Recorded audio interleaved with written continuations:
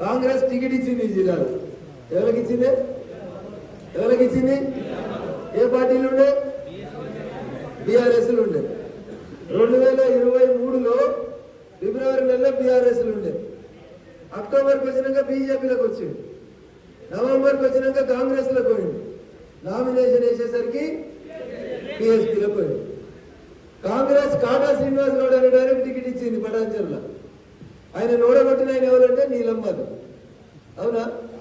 125 ఏళ్ళ చరిత్ర కాంగ్రెస్ పార్టీ. అవునా? ఒకడైనా దొరికిండు? అలా కూడా దొరికిండు. ఎవరు దొరికిండు? సేమ్ వెంకటరామరెడ్డి. ఏంటి? సూట్ కేసులు పట్టుకొని వచ్చిన వాళ్ళని తెచ్చుకుంటు.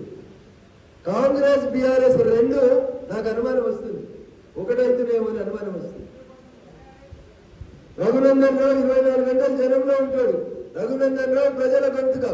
అంగన్వాడీ టీచర్ల కష్టం వస్తే